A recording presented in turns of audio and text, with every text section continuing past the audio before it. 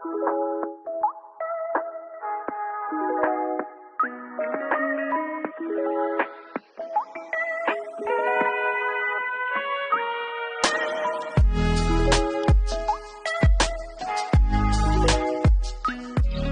I'm Larry Hoffer. I'm AIAS's Executive Director, and welcome to another installment of Ask an Architect. I'm very excited to be talking today to Adam Fogel. And Adam may be familiar to those of you who have been in the AIAS community for a while, or those of you who are fans of the original Ask an Architect series. Adam did appear on that as well. How are you today, Adam? I'm doing great, Larry. Thanks for having me.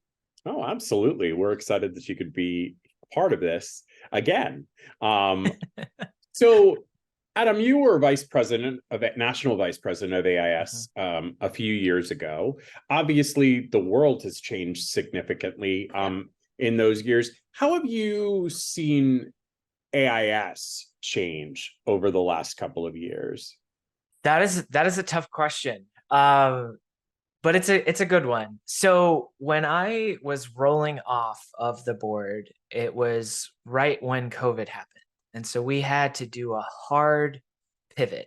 And obviously I did not go through a lot of the challenges that officers past me faced, but to completely up all of our grassroots planning, to completely change all of our conference plan, like it was crazy. So coming out of that and being able to be a part of grassroots this past summer, I think the changes that have happened are for the better, because we're more focused on how architecture can actually improve people's lives, and how more than ever space influences everyone from the workplace to home, et cetera, right? The global market construction industry kind of tanked, except for housing, because everyone was starting to understand, oh, I live in this space. What does it mean to have a positive and just overall good vibe at my house, right? And so I hope that students now participating in AIS and other organizations like NOMAS or the Landscape Group, or Architectos, whatever it is, understand how powerful architecture can be, but that architecture is not anything without people. That's great. It's very, very true. I mean, you think of architecture just as the built environment, but you don't necessarily think about who things are being built for, Exactly. and Yeah. that's an integral piece. So how have you seen, and you've touched on this a little bit already, but how have you seen the profession of architecture change since you were in school, since you were involved in AIS? Architecture as a whole, I think, has gone through similar shifts to what I just mentioned, like you said. But I think people are, at least from my experience working in a firm for the last couple of years, people are more interested in understanding what architects bring to the table.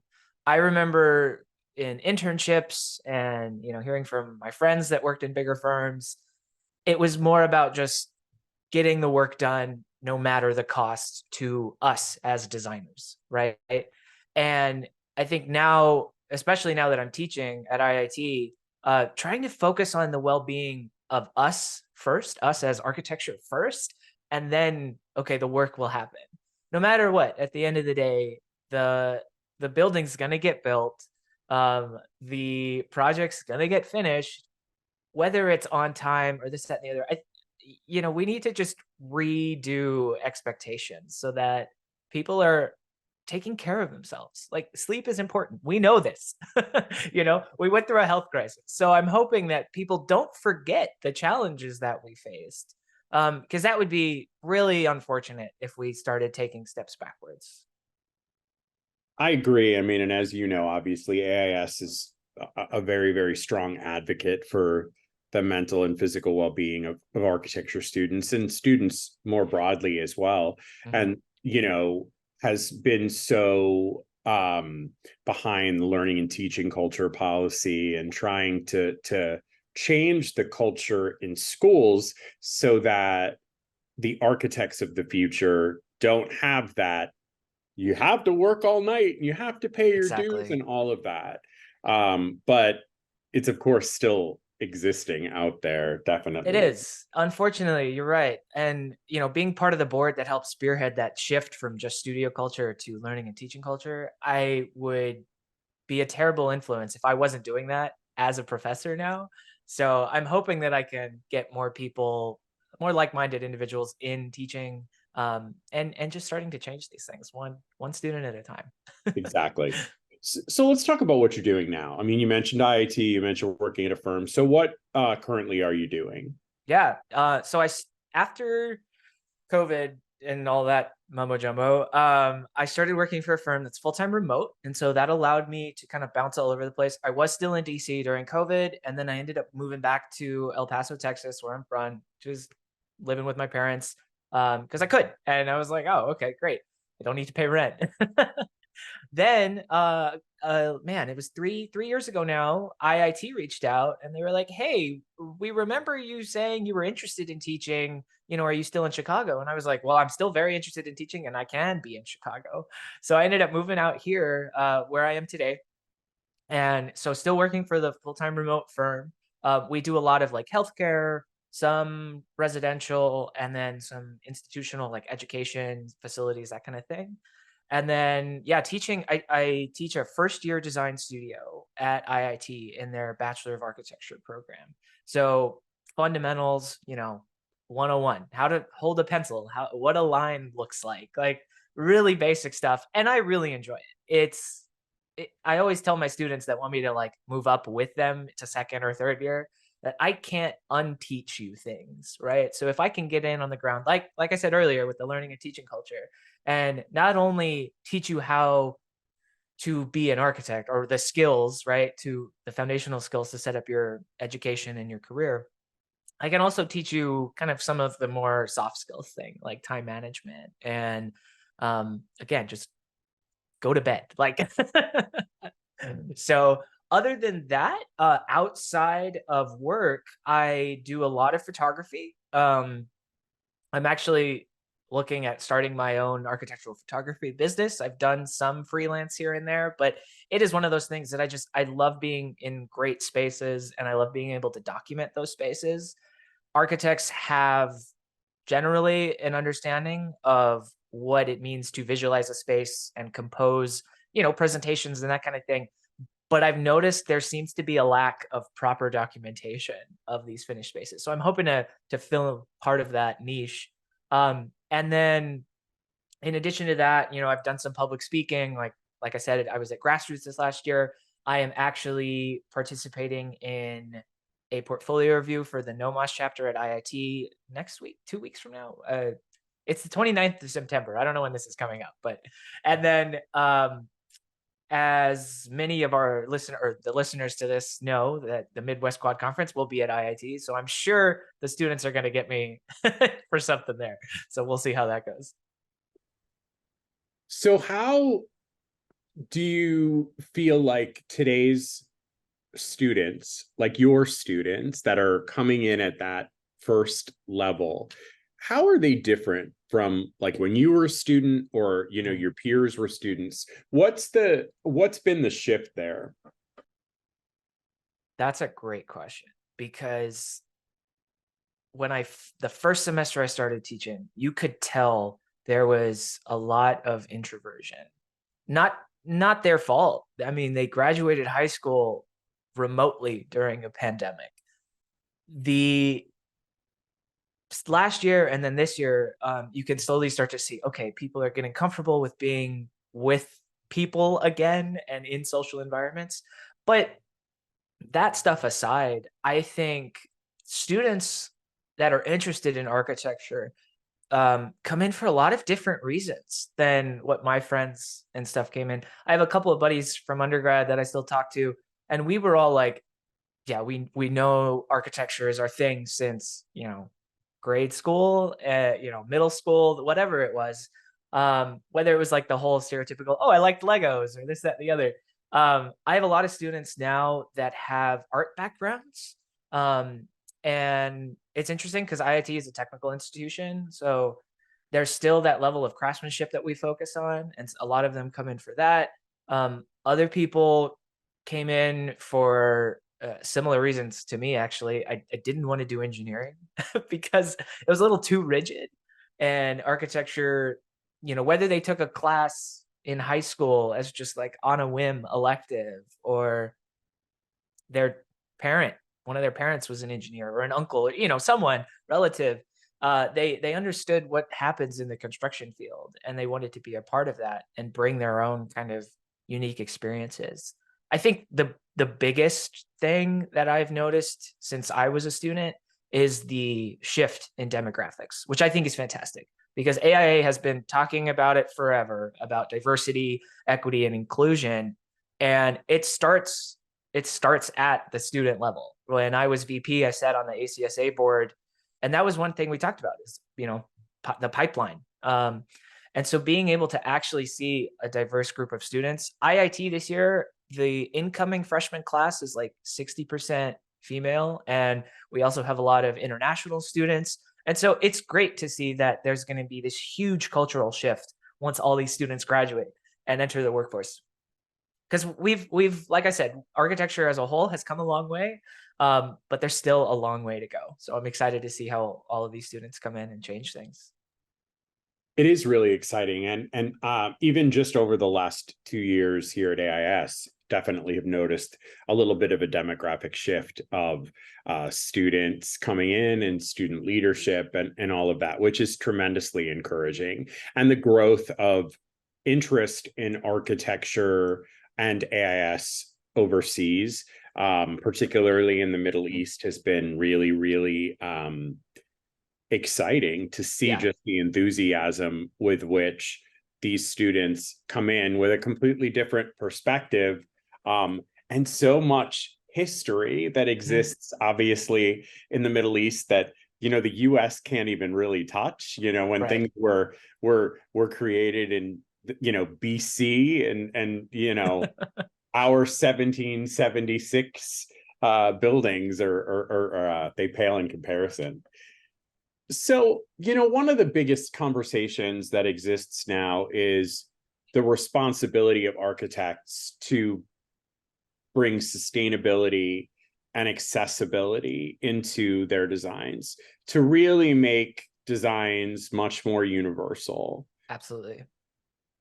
How are the best ways to sort of emphasize that to a culture that didn't really think about those things, that kind of came into the field where you just built it and people used it or they didn't use it, That's a good question. So a little bit of background. When I was VP, I was asked to serve on the AIA's EQFA committee. What was, I don't, equity, EQ. Oh man, they're going to kill me for not remembering the acronym, but it was a committee about equity and inclusion and all that kind of stuff.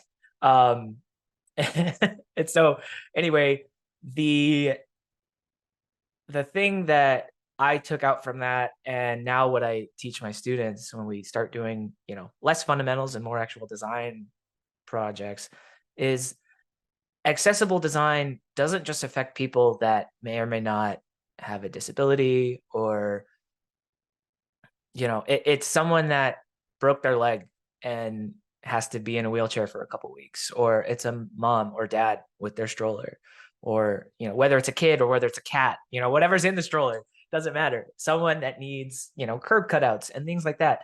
And that affects more than just that group as well. You think about a lot of the aging demographic. People, not everyone can go up a 4-inch curb, whether it's hip mobility or something like that. And so I encourage students to think about the people in their lives, right? Because when we just design something and we don't think about our current experiences, it turns into what you just said, right? People are going to use it or they won't.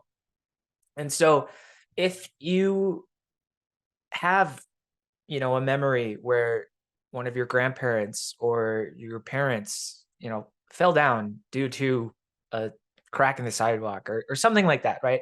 Um, you're going to remember that and you're going to be like, oh, I can fix that. And you may not realize it, especially as a first year design student, that you have the power to change these things. And so again, it goes to just kind of remembering and not taking step backward. Uh, that I still kind of see happening as we kind of shift from hybrid work environments back to everyone wants to be in the office. But in terms of sustainability, I think it's a different can of worms because technology is constantly changing, and there's a lot of technical solutions to solve, heating and cooling issues. And I'd argue that yes, those are important, but we also forget about like you said, people pre BC, like they had design solutions for that. Don't put a big glass window on a south facing wall in the northern hemisphere. That's one way. So it's a combination. It's going to be a combination of our own personal experiences that we bring in as designers, and then adapting technology, yet sticking to what worked previously.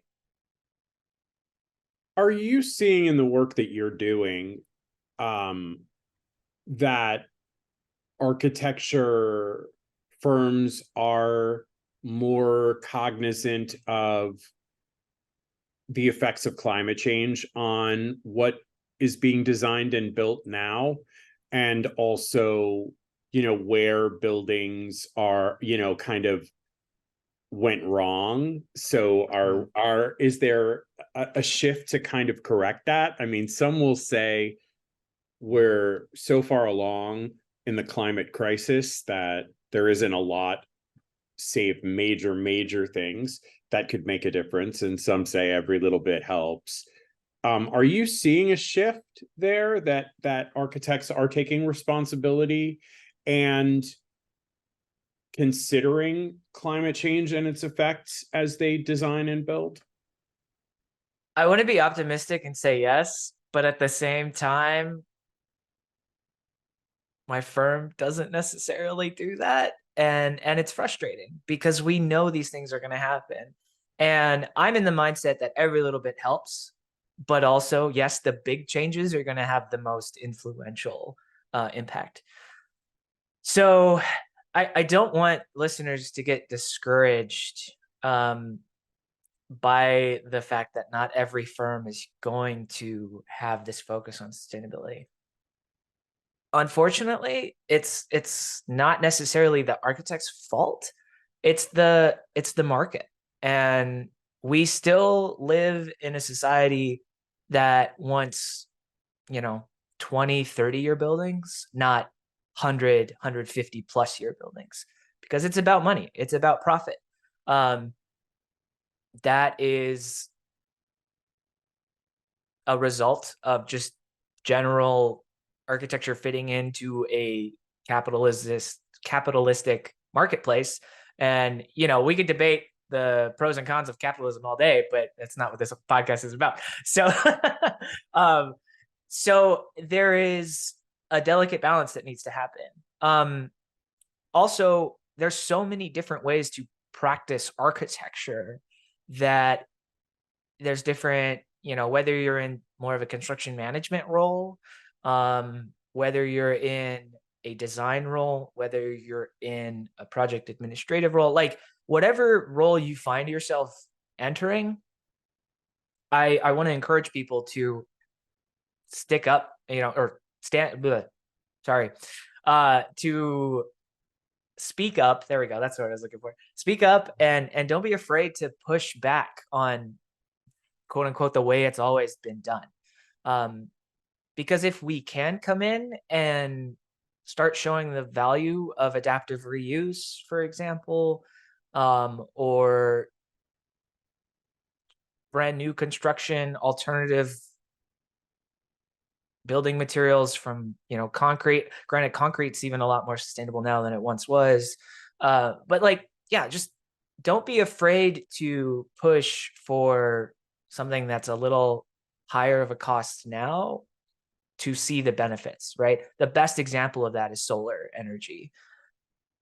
10 years ago, even people were like, no, this is never going to take off, blah, blah, blah. But again, technology is changing so fast that as we start to do more research and development, the price is going to go down and it will just make sense. Like lead is outdated now almost, right? I think it's like the living building challenge. And there's a couple more that I don't even know off the top of my head, but like there's so many different ways that architects can advocate for this stuff. And the more we advocate for it, even if the client says no, at least they understand, oh, okay, this is something that architects are actually interested in. And when we start to see legislative changes, we have to be able to educate non-architects about these things because there's more of them than there are of us. Very true. Very true. So keeping on the technology area, as an architect, does AI frighten you or excite you, and the changes that it will and has already brought to architecture? That's a great question. So I'm going to be honest, I haven't been following much of the AI stuff. It doesn't interest me personally. But I can't say I'm not afraid of how it's going to change architecture because I've followed a couple YouTube video, people on YouTube that have started to integrate AI into their practice. And it's been a lot in like the visualization sense, but very early in the design process, right? It can help churn out a couple of renders here and there. But ultimately, it's up to the designer to come in and fine tune a lot of these things. And a great quote that I saw was AI will be, this was about graphic design, I think, but I think it's relevant. AI will never replace designers because clients will never be able to tell us what they want. And in order for this, a lot of these AI things, whether it's Mid-Journey, whether it's the writing one, Chat GBT or whatever, you have to type in exactly what you want. And even when you type that, it gets it wrong from what I've gleaned. So I think there's a lot of tools that students, for instance, will be able to use to create better and faster renderings for presentations. Fantastic. I've seen a couple students, not my students personally, just we're not doing that in first year, but some of the grad level students that have used it to generate a lot of walkthroughs for full building renders. And, that would take you hours on hours, days even, before a final review and copious amounts of coffee, I'm sure, to be able to just plug that into whatever and do it. So I'm optimistic. As long as we get some regulation in place, but that's everything. It's like there is such a existential side of every tool that we use. So that's just what we have to remember, that it's a tool, not a replacement. Yeah, it is a little frightening, certainly, and definitely in other fields that, like, writers I know in particular are really afraid of it, and teachers are too, because kids already, we used Cliff Notes and Spark Sure. Notes and Yeah. whatever, and watched the movie versions of books that had to be written about. So yeah, it'll be really interesting to see what it does. So shifting gears a little bit, what inspires you as an architect?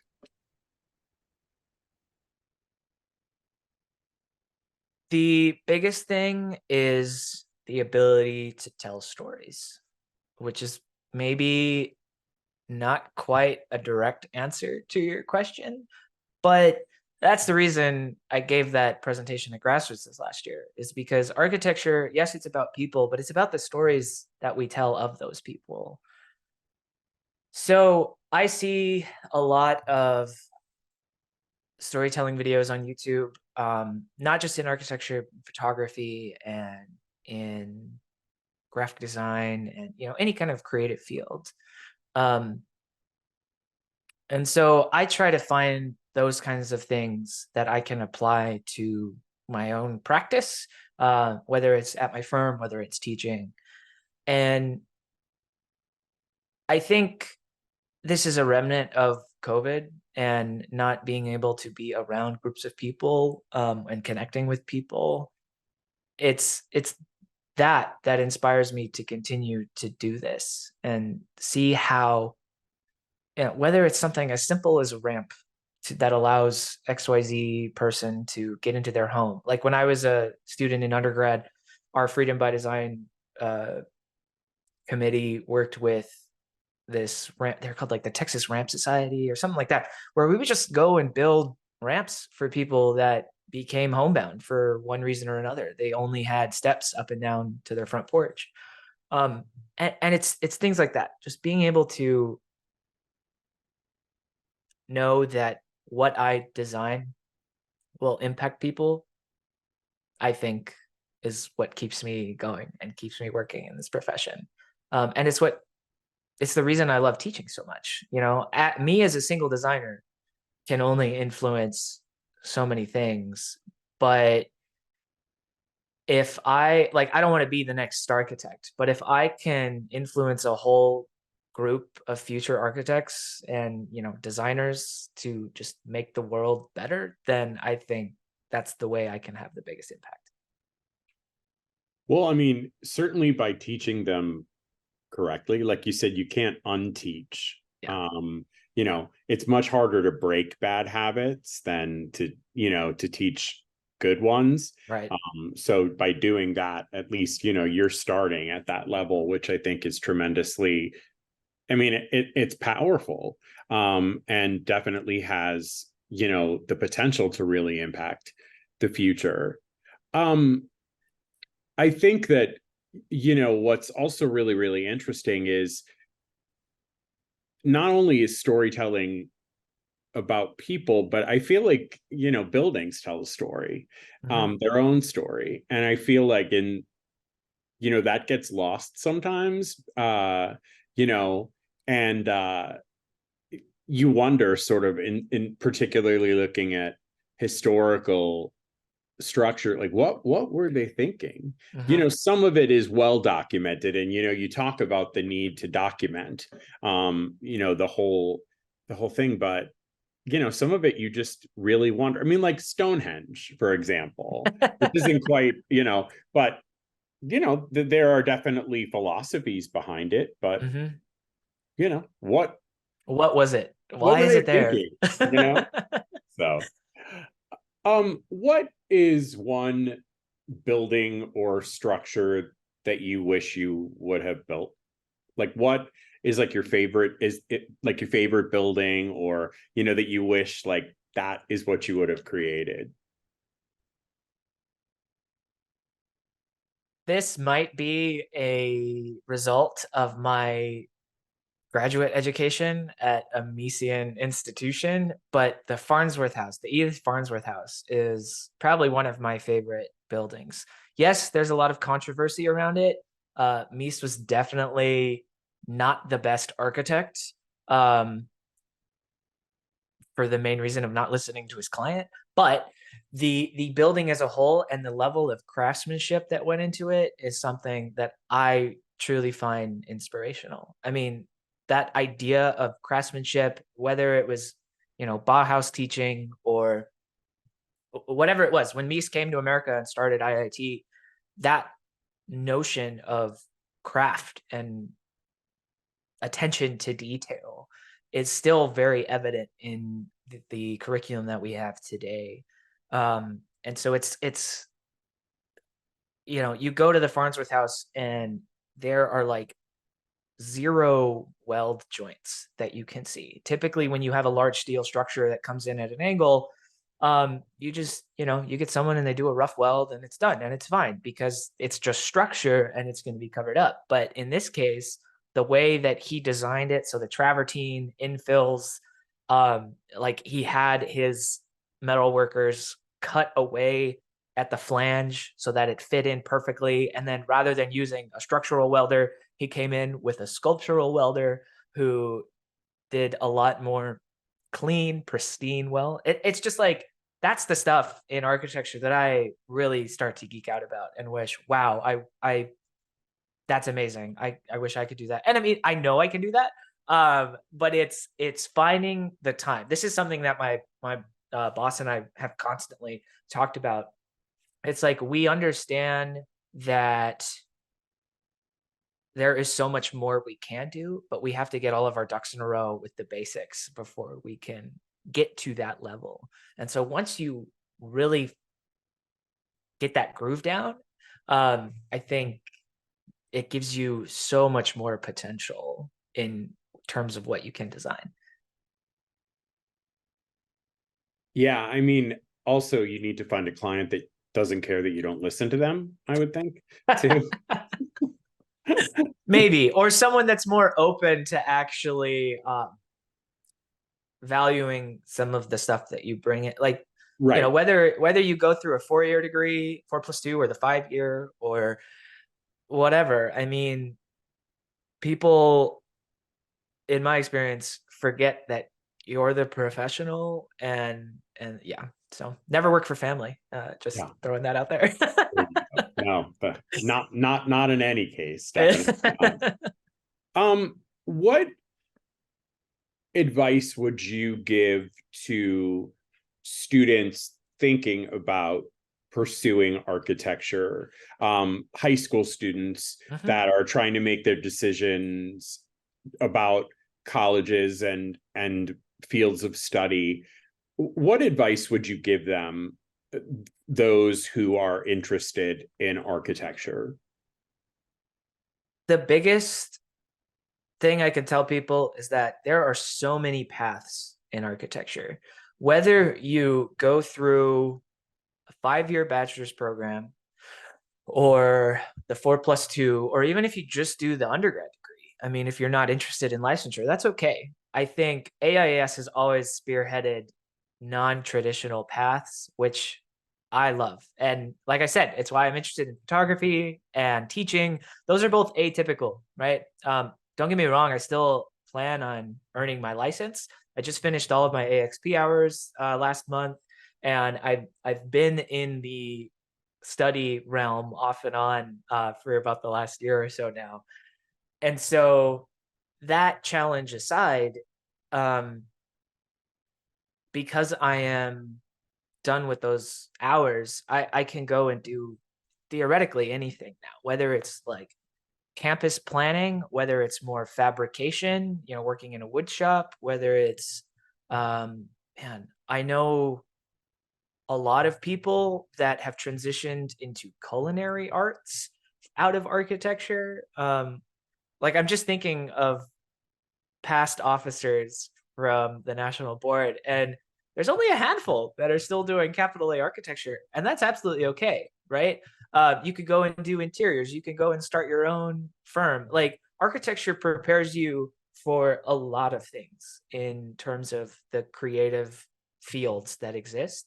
And I think to a degree, it also prepares you for any kind of entrepreneurial exploit that you want to go do, because there is a level of rigor that studio professors require for you to be able to solve problems and to be able to, you know, design experiences, design spaces, tell those stories, like I was saying, that no matter what career you end up in, even if you don't go into architecture after a year or two, you'll take that with you, with wherever you go. And so I think the other thing I'd tell students is, don't be afraid if you are the one I hear the most, if you're bad at math. Um, you're not doing like trigonometry or calculus. You know, can you count? Can you subtract? Great. You know how to calculate loads. Fantastic. And if you can't draw, that's fine. drawing is a skill, not some people. Yes, they're very talented and can just pick up a pencil and go. But myself, I still am not the best at drawing and sketching, and that's okay. I still have a career here. And so studio will teach you all the skill sets. The hardest thing, and I hope those of you in high school that start to enter college end up with a first year professor that teaches you how to think and how to solve problems, because that is the hardest thing about architecture in my experience. Great answer. So one of the questions that we ask everybody who participates in Ask an Architect is, what's your hot take on architecture right now? Oh man, hot take on architecture.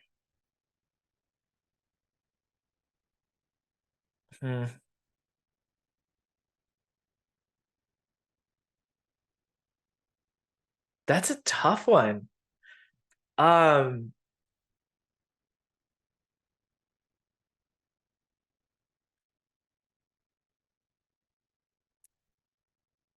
I'm gonna maybe kind of skew the question a little bit and add not just architecture, but life as well. This is something that was quoted to me when I interviewed Nick Surface. He said, and he got this from a book, but he said, "You're gonna die, so do something." And so, same with architecture. You know, you're gonna die, so why not design something crazy? Why not design something awesome? Why not design something out of the quote unquote normal, what's expected of an office or whatever. So maybe not quite a hot take for architecture specifically, but yeah, you're gonna die, so do something. I think, you know, that's a really good philosophy, honestly. I mean, maybe not as bluntly put, but it really is. I mean, it's like what will you do with your one and precious life? There's a quote that's something similar to that. And it's true, but I like that. You're gonna die. Do something. But don't forget to take breaks too, right? You are gonna die, so you don't have to, like, you're not gonna be able to do everything, and that's fine. You know, do something that you care about. Do something that you enjoy. I think that's great advice for everyone. And that's actually a perfect note on which to end. So I want to thank you, Adam. This was a great conversation, and absolutely. Really enjoyed talking to you, and you know, getting your perspectives as someone who's, you know, been through not only the Ask an Architect program, but been through the genesis of AIAS to AIA and all of that. So thank you so much. Yeah, thanks so much for having me. I hope I didn't ramble too much in some of my questions or some of my answers, but it was fantastic being on this side of the Ask an Architect interview. It's fun.